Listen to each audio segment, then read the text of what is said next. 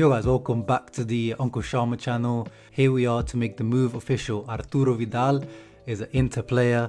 As I've been saying in the previous video, the saga has been going on for so long. This whole summer pretty much, even before the transfer window opened, it looked like it was turning in one of those, Ezekiel Lavezzi sagas that, every summer somehow Vidal was linked to us just like Lavezzi was back in the day. He was linked to us even when Spalletti was there. I think he was linked to us even before that. And obviously since Conte's come in, he's obviously obsessed with Vidal and we've been linked with him since then. But Conte has finally got his man. He's got his mohawked warrior, alcoholic warrior in the team. In terms of what he can add to this team tactically and on the pitch, I did a video around this last week that you can check out. I'll leave the link in the card somewhere up here, so click on that to see. Personally, I would have, if I was sporting director, I would not have picked Arturo Vidal, and I'm sure Marotta or Rosilio didn't want to go for Vidal. This was a clear request from Antonio Conte. Vidal is a player that he had at Juventus originally, as we know, and he really changed the face of that Juventus team. He was a very underrated part of that Juventus team from Antonio Conte's Juventus team, because before that, Conte was not playing the 3-5-2 formation there, and he admitted, once he saw Vidal playing and seeing what he could add to that team, he changed the formation for him to adapt him, and he was the reason that he was able to get the best out of Pirlo, that was at an advancing age. And obviously we know in theory Pirlo shouldn't have been a Conte type of player, but Pirlo, thanks to the work that Vidal would put in off the ball, winning the ball back, covering for him when he wasn't there, obviously with Marquisio, Pogba, the other guys there as well, but Vidal's work was so vital to him.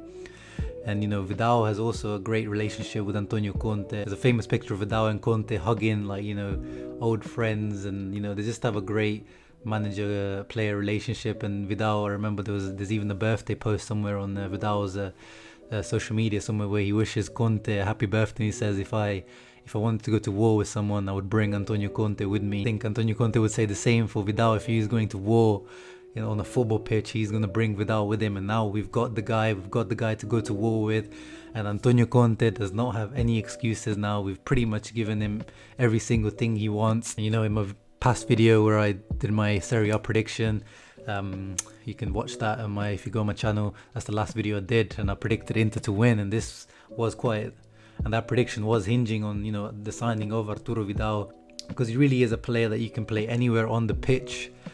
And I challenge you to find me a midfielder that has provided 6-8 goals pretty much every single season of his career on a consistent basis. You're going to struggle to find a player like that, and that's what Arturo Vidal brings. He brings goals, he brings those late runs into the box, he brings high pressing, he brings winning mentality. In the past, on my Twitter, I did a bit of a poll as I was watching The Last Dance, the lockdown period, like a lot of people, the Netflix documentary on the Michael Jordan, and the character that I was really interested in was Dennis Rodman. I asked on Twitter, who do you think in the footballing world is the most similar to Dennis Rodman? Who is the Dennis Rodman of the football world? I had a variety of answers. What was my suggestion, and I saw a few other people suggest it, was either Nainggolan or Arturo Vidal, because a lot of people compare those two, and especially when it comes to Dennis Rodman, all three of them are tattooed, extravagant hairstyles, lifestyle off the pitch, just not quite professional, but on the pitch they're all grinta, tackling, putting your best out there, leaving the shirt fully sweating. But the thing that leaves Raja out of that conversation is the fact that he's not won any trophies. As much as I love Raja, Vidal is a proven true winner. This guy's won every single place he's been to: Juventus, Barcelona, Bayern Munich, even with the Chile national team. He's one of the leaders of that team. Rodman as well, he was from what I see, I'm not a basketball expert, but I see his trophy haul is quite impressive. So that's why I would say that Arturo Vidal is the Dennis Rodman of football.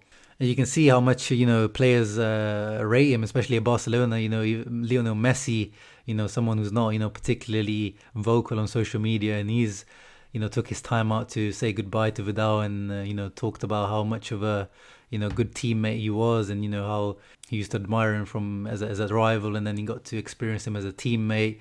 Same goes for Luis Suarez, another top class player, saying I admired you as a rival. I used to hate playing against you, and then I got to have you as a teammate.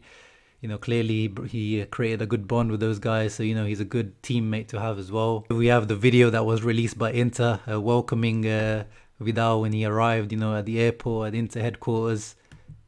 Ciao Milano, ciao Inter, sono qui. You know, simple, effective. Obviously, there will be the full, 40-second, 1-minute video that usually Intermedia House do to present him. I reckon it'll be something around him being a king, maybe, I reckon. That seems to be a good concept. But yeah, overall, just really happy that this deal has been done. Again, financially speaking as well, Marotta did really well on this deal.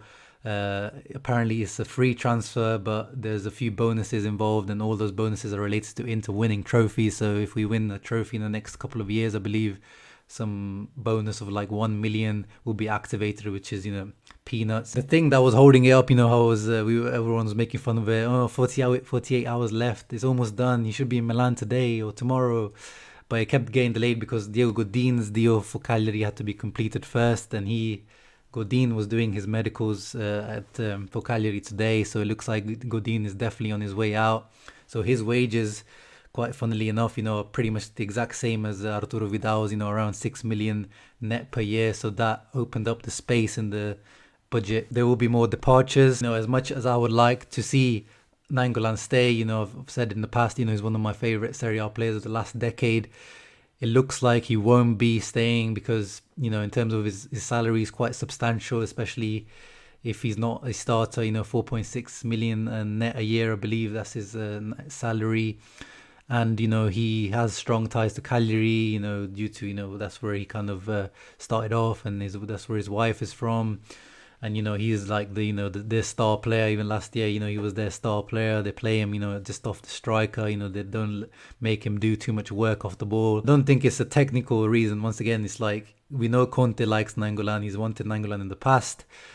There's no argument that Nainggolan is better than the likes of Vecino, Gagliardini, and, other players in there. But it looks like, there wouldn't be much space, playing time for him as well. I said that, they can coexist, Vidal and Nainggolan. But at the end of the day, I feel like Vidal will take up those spots for, the right centre mid role, or left centre mid, or even attacking mid role. Instead of Eriksen sometimes having a more aggressive attacking mid who's, pressing the playmaker of the other team or their centre back. And, numerically wise as well, because Nainggolan is wanted by a few teams. There's talk of some Turkish teams also wanting him, whereas with Gagliardini and Vecino, there's not that much market demand, as obviously we know why. And then numerically, as I said, we've got a lot of guys in there. We've got Barella, Brozovic, Sensi, Gagliardini, Vecino, Nainggolan, for 3 spots, plus, the one backup for each spot. That's 6 spots, and, we've got 8 or 9 players in there. So it's getting a bit, too many players there. So we'll see what happens.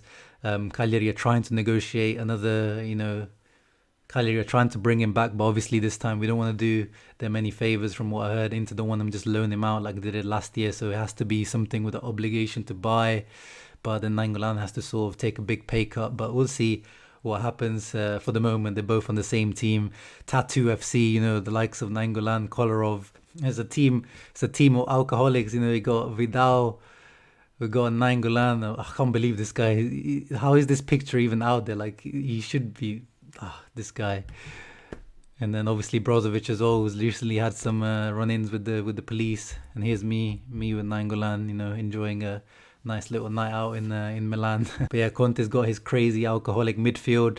He's got everything he wants. We have to go for the Scudetto.